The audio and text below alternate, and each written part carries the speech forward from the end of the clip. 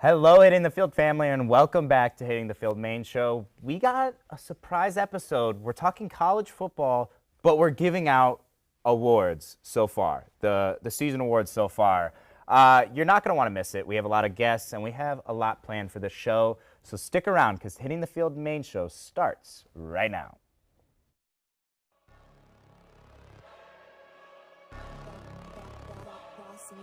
Things gon' change when I really hit the field. Undefeated chance, man, you know what's the deal. Tryna find a kid, I'm in the field doing drills. Boy, you just a sucker, you ain't never keep it real. 3 rings in my hand, I'm a warrior to the max. When I hang it up, they gon' have to give me plaques. Step up in the building and I only bring the facts. When I make a highlight, they gon' replay, run it back. Okay, always locked in, now I don't got time to lax. Saying he the best, he could take a lap. Batted 1,000 when you check the stats. Boy, is you ready? You ain't gotta ask.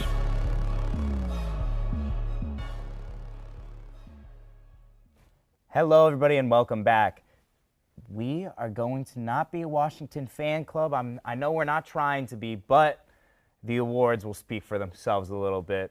But first, you got to meet everybody. We're throwing it over to there. They're at a different set than me, and they're going to each produce one award. And we'll go with the next segment too. But right now, this first segment is going to be kind of the more fun awards that we're going to go through.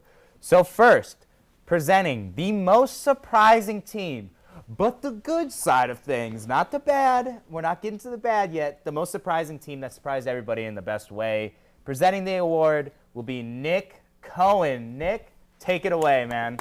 Let's get a round of applause, guys. Thank you. All right, so best team in college football, or most surprising team. The guy's mic just fell. Go ahead, pick it up. It's all good. It's all good. That's crazy. Okay, go. That's the most surprising thing to happen. It's all Who do you think good. it's gonna be? Who's it going to So- be? Do you think it's Louisville? Might be a surprise, but I think it's the University of Washington. And we begin with the Washington Fan Club. Yeah, I'm sorry, but they're fourth in college football in total offense and first in passing yards. They're undefeated. They won in a huge game against Oregon, 36-33, and their schedule doesn't get much easier. I mean, they play USC in 2 weeks, then Utah, Oregon State, and then Washington State. I mean, that's 4 very tough opponents. So, most surprising team goes to Washington. Now, I'm going to ask you this, Nick, because, do you think that Washington this year, do you think they're more surprising because teams underrated them? Because they were ranked pretty high early. So do you think that kind of led to their more surprise, or is it just surprising on how they're playing right now?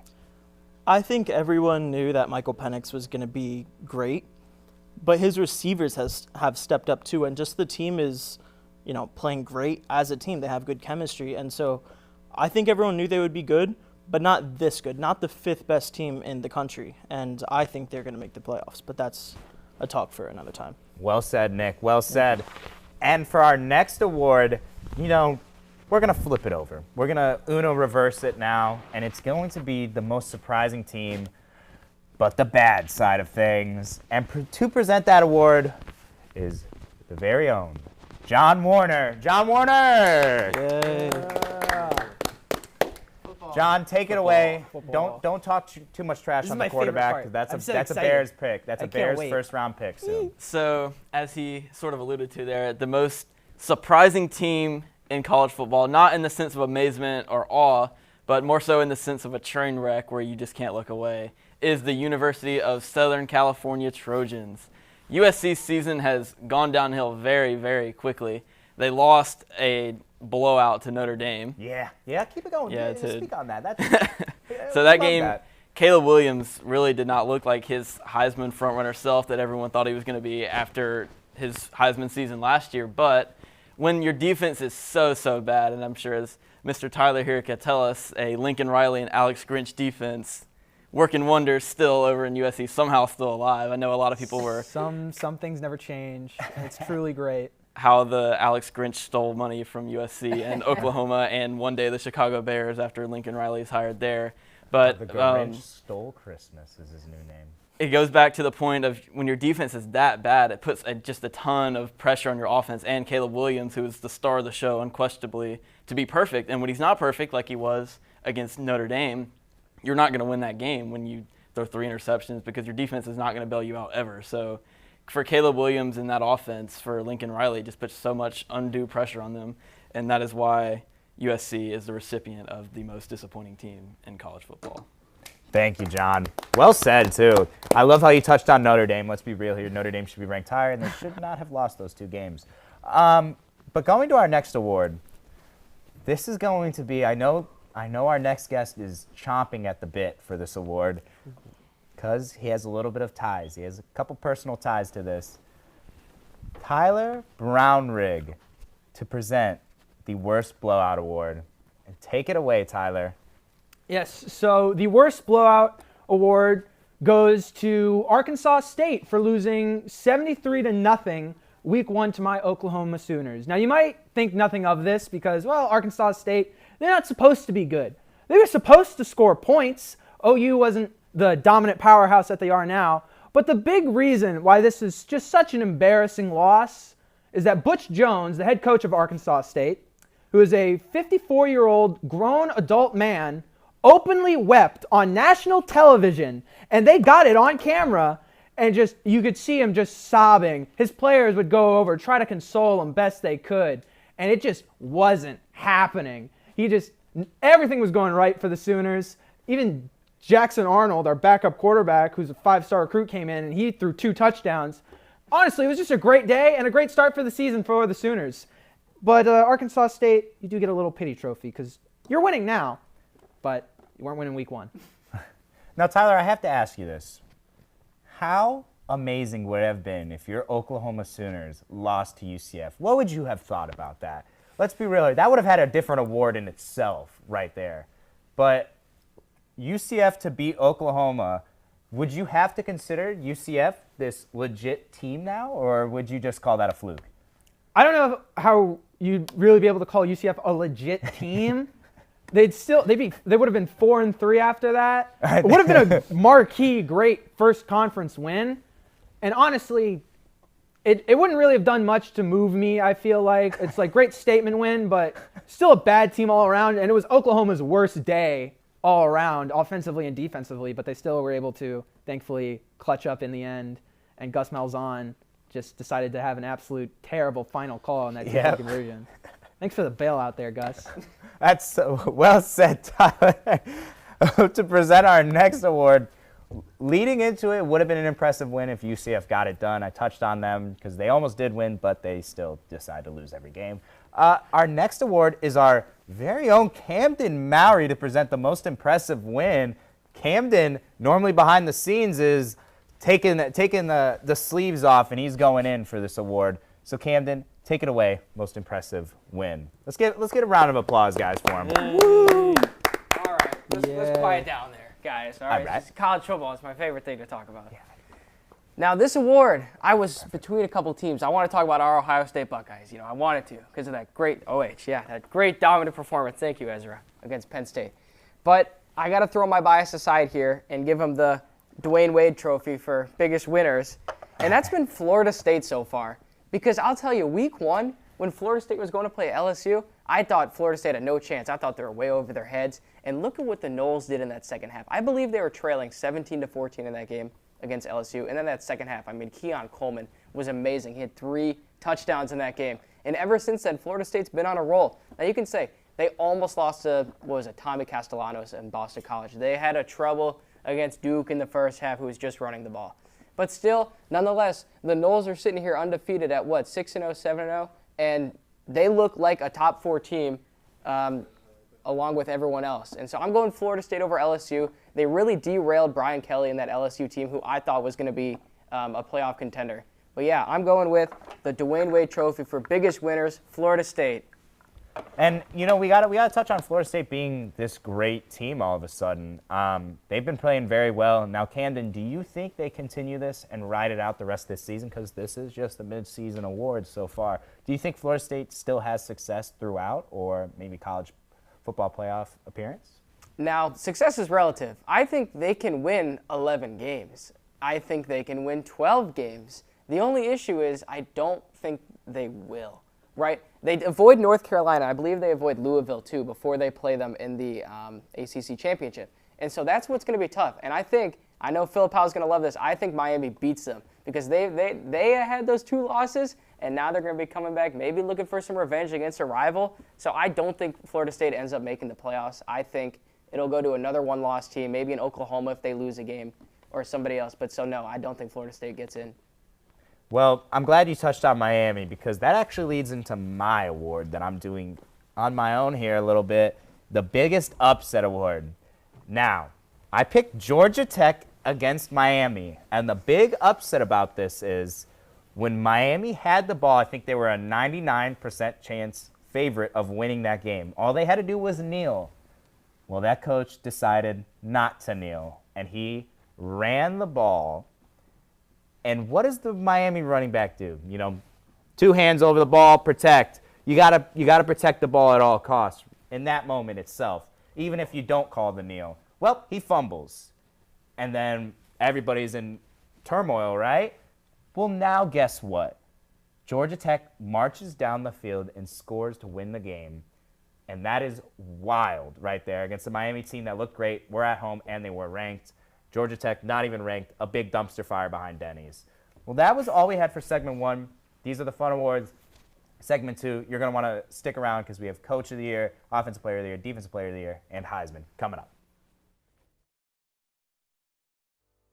Hello there, everybody. My name is Dominic Moller, and welcome to Hitting the Field Network. Our first show that you're going to see on YouTube is Hitting the Field Main Show, hosted by yours truly on Mondays at noon, where you'll see me with a fresh fade and fresh news. I'll also be talking a little bit of the hottest topics in sports, and we are going to be arguing mainly on there. On Tuesdays at noon, you'll see Isaiah De Anda Delgado and Ty Patton on the Combine, just more of a podcast, laid-back style of a show. And if you're looking for the most creative segment ideas, head on over there on Tuesday. On our off day, don't forget to check out the studio vlogs on Wednesdays. Andrew Montano does a great job of giving a little bit of the behind-the-scenes look into Hitting the Field. Moving to Thursdays, speaking of Andrew Montana, him, Philip Powell, and Ezra Hines lead the way on HTF Bets. The Bets boys always come dressed to impress, and if you're looking to win some money and catch up on the latest betting lines, that's the show for you. On Fridays, you're going to head over and see Maddie Glass and the always wrong Tyler Brownrigg on Nighttime to break down everything about college sports. If you go to UCF or are interested in UCF sports, this is the best place for you. Sorry, Tyler. Our newest show here at Hitting the Field on Saturdays is Girl Talk, hosted by Kirsten Blaylock and Lexi Zolo. The all-female hosted show tackles breaking news all across the sports world and as well reliving the history and current state of your favorite team. Check that show out Saturdays at noon. Again, I am your main show host, Dominic Moller, and if you're enjoying this content, don't be afraid to subscribe to our Hitting the Field YouTube and check out our Instagram. But for now, that's all. I'll see you on main show. Take care. Welcome back, everybody. I know this is the segment that everybody has been waiting for. We're going to get into the Big Boy Awards. These are going to be the big-time awards that I think everybody looks forward to and maybe skips a real award show for these awards at the end. But we like to do it different here. We're going to put them segment 2. We're going to start with Coach of the Year. Now, this is going to be another Washington fan club, and we're not done yet, alluding to something else. John Warner, take it away for Coach of the Year. We kind of already know what is going to be said. So, not really appreciating the Washington pushback that I'm getting here, but it felt right in my heart that Kalen DeBoer, the Washington Huskies head coach, wins Coach of the Year. Washington, obviously, as Nick alluded to earlier, is having a phenomenal season. Their offense is probably the best in college football, more so than what people thought at the beginning of the year. People thought it was going to be Caleb Williams and USC, but really it's been Michael Penix and Washington. Michael Penix has the most passing yards in college football. He averages the most passing yards per game, averaging over 10 yards an attempt. So it is fair to say that Michael Penix right now is the Heisman frontrunner, and for that reason, Kalen DeBoer would be the Coach of the Year. Last year, Washington was 11-2, so yes, they did have a great 2022. They beat Texas in the Alamo Bowl, but what has really propelled them into the upper echelon of college football has been their success this year. They took down Oregon at home 36-33 earlier in the year, and that really has put them in the driver's seat for the college football playoff. As long as they don't have any upset losses along the way, or as long as they don't lose to Oregon again in the Pac-12 championship, if it gets to that point, Washington's going to make the college football playoff, and it might come at the expense of a Big Ten team like Ohio State or Michigan, or it might even come at the expense of an SEC team like Georgia. So if we see Washington make the college football playoffs, I think we'll look back at this pick for Kalen DeBoer as the coach of the year as a very good one. And the only reason I give you pushback here, John, is because I actually think there are two better candidates. I think Florida State's coach is just more bigger wins, more ranked wins, and more impressive wins than Washington. And then, of course, Ohio State, as bad as I hate to say it, they have more impressive wins. And I think that they are going to stay undefeated most of the season. I think Florida State should have I think they could finish out and make it to the college football playoffs, but Washington can too. So I don't dismay it, but what do you think about Florida State and Ohio State? What do you think about the other nominees? Were they in your top three, or they were just completely gone? Preaching to the choir. So looking at Ohio State, they just came off an impressive win against Penn State, but not necessarily because the offense did anything phenomenal, which has been Ryan Day's MO, but because their defense looked outstanding. They completely shut down Drew Aller and Penn State. And if Ohio State's going to make a run and beat Michigan, it's going to be because of their defense, not necessarily because of Honda McCord and the Ohio State offense. Dude, listen, coach of the year, I get it. Ohio State's amazing. Washington, they're all great.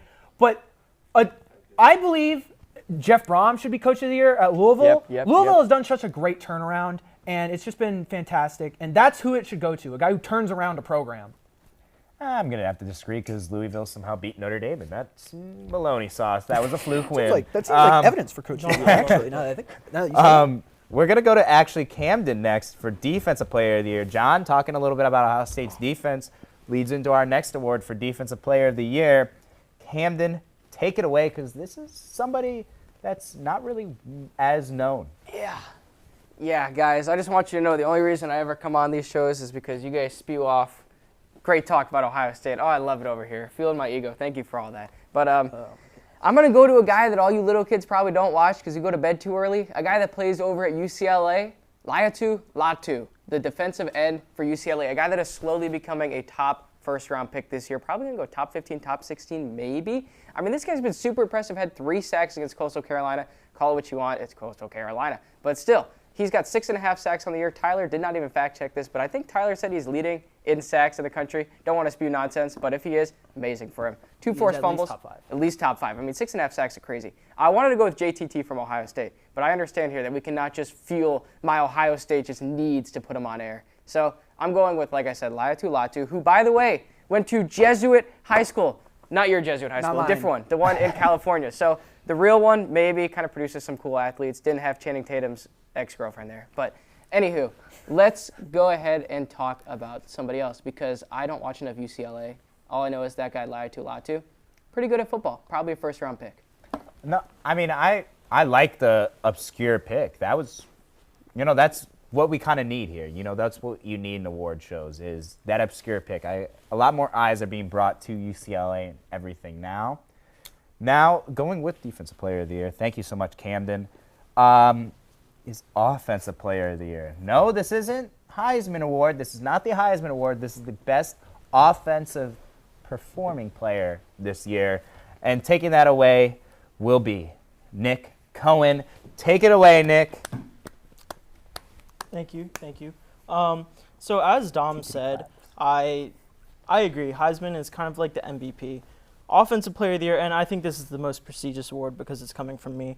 Okay, yeah. Goes to Jaden Daniels, quarterback from LSU. No. If it's an upset, kind of hot take, then whatever, let it be. But he's second in passing yards, only to Michael Penix, but first in passing touchdowns, and only has with 25, and only has 3 interceptions, which is the second best ratio, only to Bo Nix.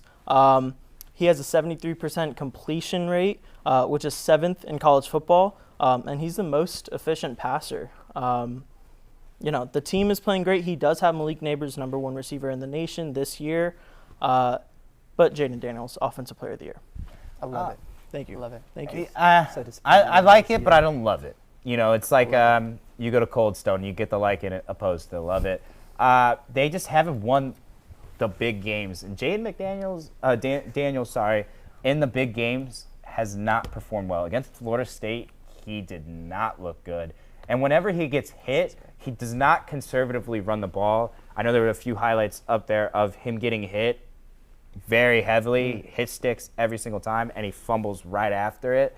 So I don't mind it. He is a great passer. I would have put Bo Nix ahead, but I don't mind the Jaden Daniels pick because we want to make it interesting. You don't want to make it boring.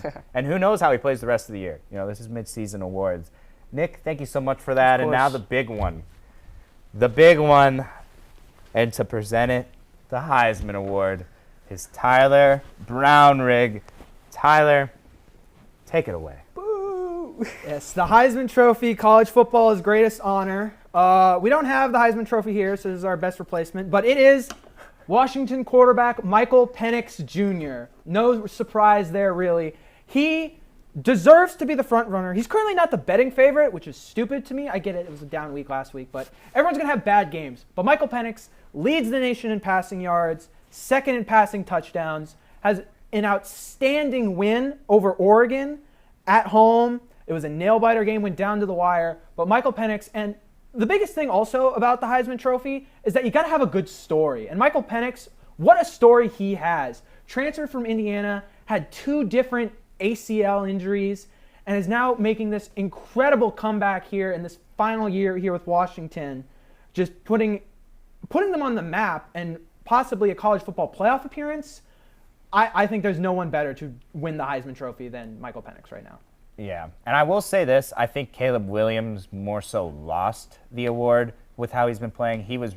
That was his award to lose, and he has lost dramatically. He was destined to lose it. It was just a matter of time. He doesn't look USC good. Was. Yeah, I know. Do you guys agree with that? Is that your Heisman? I was waiting to comment on this. Can I ask you a question? Who is the betting favorite right now? J.J. McCarthy is currently the betting favorite to be Heisman Trophy winner. You're lying. I am not. He is. He is currently the betting favorite. Here's what I'll say.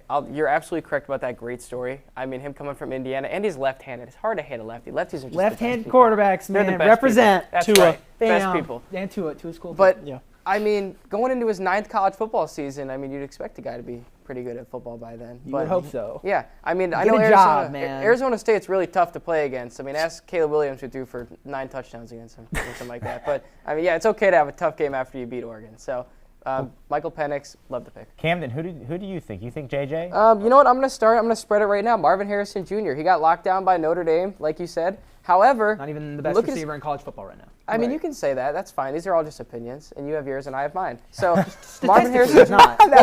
Statistically, I'll tell you who's going to be picked ever. second in the draft. Is it going to be Rome Odunze? Is it going to be Marvin Harrison Jr. or that other guy? Malik Neighbors? Malik Neighbors. Who's going to go second? Probably Marvin Could Harrison. be Drake May. Gotcha. Marvin, a guy that's averaging, 150 receiving yards. You want to bet right now that Marvin Harrison doesn't win the Biletnikoff? No. This is stupid. I'm not the voter. If I were to vote right now, I'm going Marv. Come on.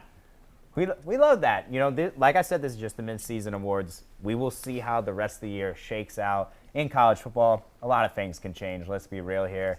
Thank you so much to my guests. And for segment 3, we're going to be talking top 5 college football plays of the year so far. So you're not going to want to miss that. It's action-packed. Stick around, because Hitting the Field will be right back. Jack, buddy. Why are you here? I don't really understand why I'm here. I got called a delusional fan. I just don't understand why I'm delusional if I think Kirk Cousins had the best mustache in the league. Well, Jack, buddy, I don't want to be the one to tell you this, but I don't think anybody looks cool in handlebars. But they're back, man. They're back. They're not. They're not. Sometimes you just got to face the hard truth. It's right there in front of you. All these people, they're calling you delusional, but sometimes you got to worry about, am I projecting? Is it me? And in this Let me case, tell you something, bud. It could never be me.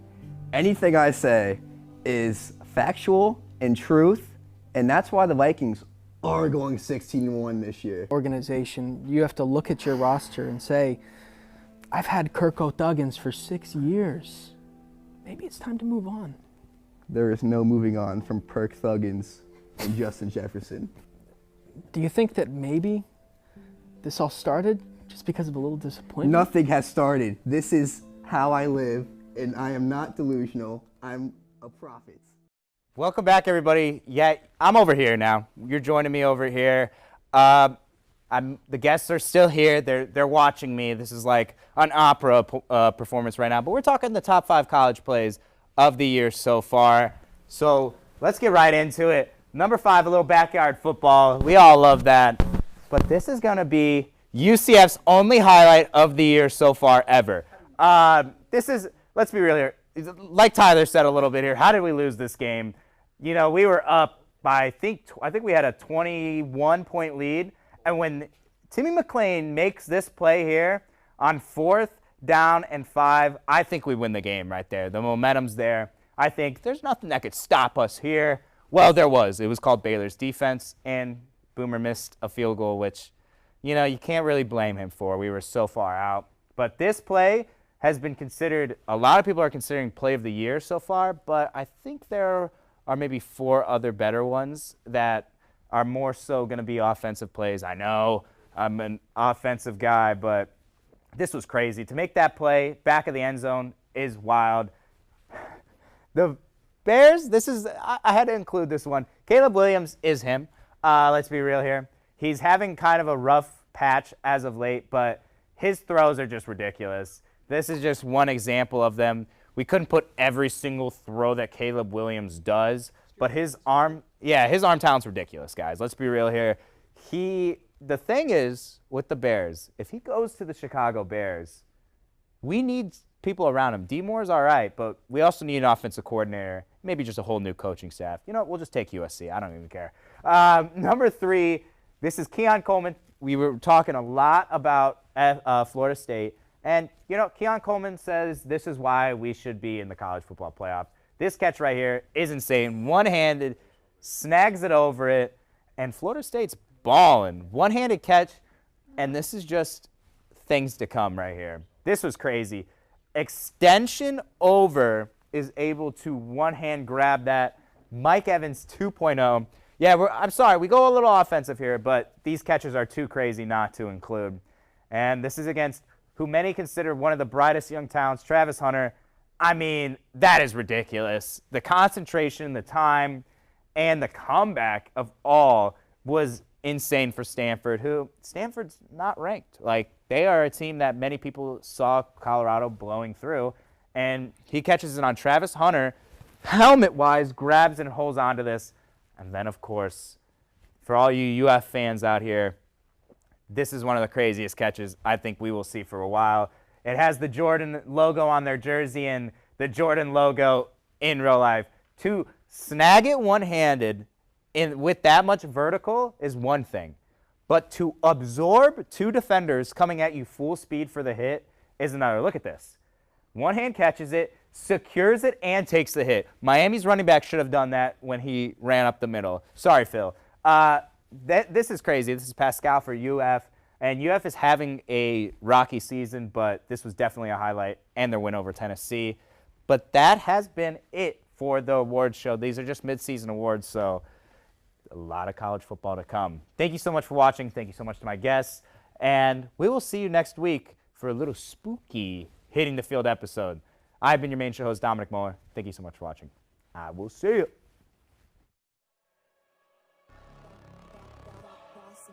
Things gon' change when I really hit the field. Undefeated champs, man, you know what's the deal. Tryna find a kid, I'm in the field doing drills. Boy, you just a sucker, you ain't never keep it real. 3 rings in my hand, I'm a warrior to the max. When I hang it up, they gon' have to give me plaques. Step up in the building and I only bring the facts. When I make a highlight, they gon' replay, run it back.